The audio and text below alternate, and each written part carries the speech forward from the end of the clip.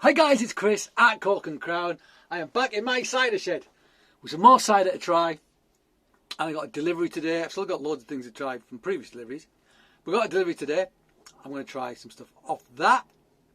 And the first one I'm going to try purely off the packaging. I mean, I know I say, like, you know, you don't drink the packaging. It shouldn't be that important.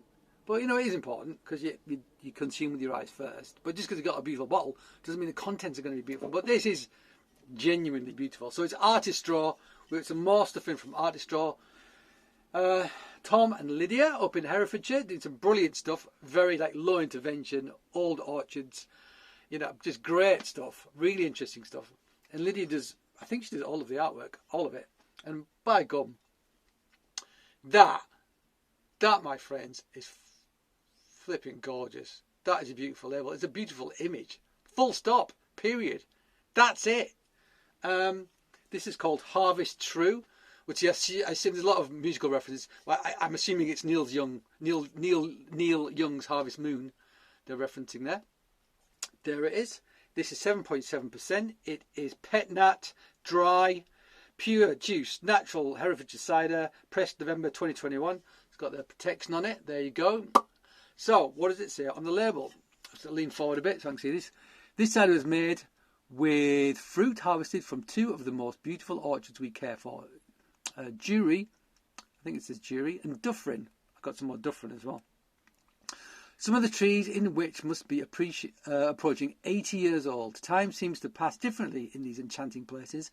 And more than once we found ourselves still hypnotically picking fruit by moonlight, lost in thought and birdsong. A mouth-filling wave of fizz is followed by warming ripe red apple skins with a whisper of succulently piquant lemon. Minerality and phenolic tannins are in perfect balance in this fresh, luminous cider, fantastic accompaniment to spicy dishes and a night spent dancing under a full moon. Cool. Cool. And once again, that's a great label. I love it. It's just gorgeous. There's something else in the box. I'm quite excited about it as well. I'm not going to have my regular tasting glasses tonight because look what was in the box. Look what they put in the box for me. They put in an Artistraw glass. Isn't that cool? So we're going to taste them out the Artistraw glass. We absolutely have to. I've only got one, so I don't want to break it or anything. It's a very precious item, but it's a beautiful, beautiful thing. Artistraw. For some local terminology, they believe for a shrew, hence all the shrew references. Okay, so enough talking, more drinking. Oh, I've lost me flipping. Where is it? It's got to be somewhere. Where are you? Stay with me, folks. Where is it? Is it falling on the floor? Has it fallen on the floor?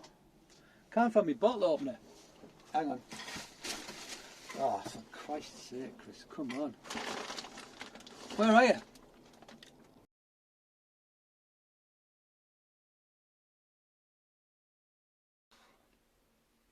Can't find it. Can't find my bottle opener. So I've got my keys, car keys. I always have one of my car keys. There it is. That was a waste of ages. Where's it gone though? I love that bottle opener. Anyway, forget it. It's just a thing. It's just a thing. It's just a thing. Doesn't matter. Right. Pet nat. So, Bob, come on, you get. There was a bit of a hiss there. I can see bubbles. Can you see bubbles? I can see bubbles. Let's pour it out and try it. Let's christen this beautiful glass. So the pet nat certainly worked. That looks lovely. Right, let's stop there. Thingamajig. Come here, thingamajig. Colour is, oh nice. Almost like a marmalade. It's almost glowing, that. Looks great. It's amber, but there's almost like that sort of marmalade sort of colour to it, which I really like. Obviously hazy because it's unfiltered. All wild yeast, no sulphites. I mean, pretty non-interventionist in every regard, really. There's always intervention. I mean, otherwise there'd still be apples lying on the floor in the orchard. No one would have picked them up. And that's an intervention in and of itself. But, you know, there's levels to intervention, isn't there? Yes, there is, Chris. Very wise. Thank you for saying so. Right, let's smell it.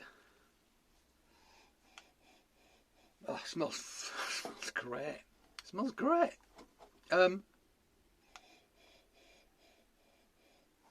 So, my mouth's watering immediately. It smells very rich, for starters. It smells super fruity. There is definite deep apple character in there. Absolutely. No getting around that. There's not funk though, but there's other things going on in there. What is that? I mean, deep, rich, slightly earthy, skin-like. You know, it just smells brilliant. It smells wonderful. Yeah, it smells great. Yeah, it smells like rich and sweet and sort of organic. It smells great. I've got to try this. Did I say this was dry? Did I say this was dry? I can't remember. I did say it was dry. Yeah, it's dry. Let's try it. Doesn't smell dry. It smells like super rich, but you can't smell sweet or otherwise.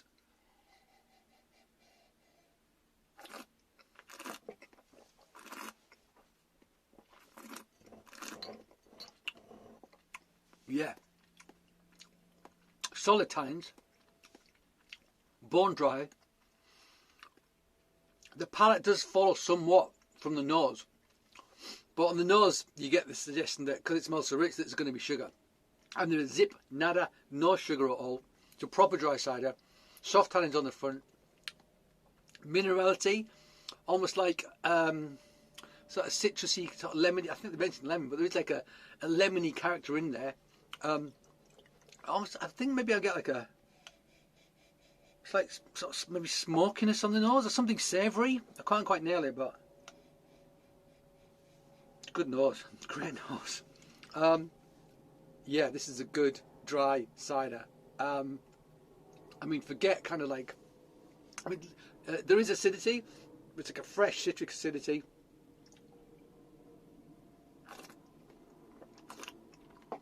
Lovely fine bubbles from that pet nat carbonation. There might be the merest hint of leathery tan, of like hard tannins on the back. Hint of leatheriness, not much. What you get in the middle is massive amounts of really ripe cider apples, aged, sweated. So they've been left to soften to some degree. You know, it's sat in a shed for a while just to ripen fully. And that smell, that character you get from those that sort of things, that's what you get from it. It's absolutely fab. Tastes sort of autumn, makes me think of autumn. That's what it makes. That's what it makes me think of. It really does.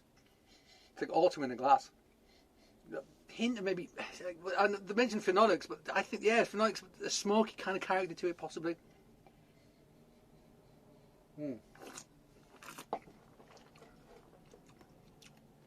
Yeah. A really nice dry cider, but it is bone dry. If you don't like dry ciders, do not purchase this. Do not purchase it. You won't like it. You'll be angry that you spent money on it. We don't want that. Do you like dry cider though? Do you? Well, if you like dry cider, get a bottle of that. I mean, that's a natural wine. That's exactly what that is. And I'm not sure what the retail price is going to be exactly, but if you bought a pet nat bottle of natural wine in a natural wine shop, you're looking at the thick end of 30 quid, I reckon. And this is going to be half that, you know. And it's tiny production made by two passionate cider makers, you know, from fantastic old orchards with their hearts in the right places. And that is a total expression of the orchards from which these apples were harvested, methinks. And the vintage and the area, the terroir, whatever you want to call it, superb. Really nice. Really nice. I want to have some pork with it though. I want to have some pork with it. Tell you what else I want to have with it. Quickly, let's have a bit pitchfork cheddar. Good look, got a bit pitchfork cheddar. I'm going to try it. I think that's going to work with it. Fats, tannins, bubbles, fats, blah blah.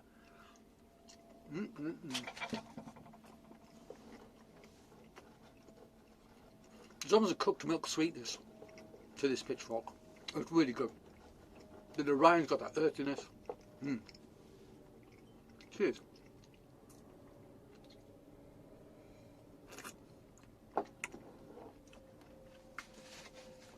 Oh no.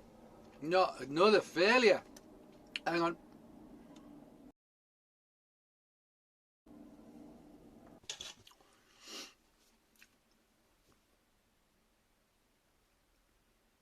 So, my camera has now run out of batteries. So, me light rather, me ego light's run out of batteries. So I'm sitting in a dark shed. I've actually put the light on my phone on and stuck a bit of foil behind it. What a pro! What a pro! So yeah, anyway, as I was saying, me like this. Nice with the cheese as well. We like it. Tannins, fats, sweetness of that. Actually, it's got a bit of sweetness, that cheddar. The dryness of that. Bubbles, fats. Great. How could you go wrong, basically? So there you go. Look at my glass. So there you go, guys. A slightly elongated tasting for various technical reasons. But thank you for joining me in my cider shed. Get some of this. Harvest, what's it called? Harvest Shrew. Of course it's Harvest Shrew. Yeah. And enjoy. All right, thank you for joining me back in my cider shed. I hope you join me again.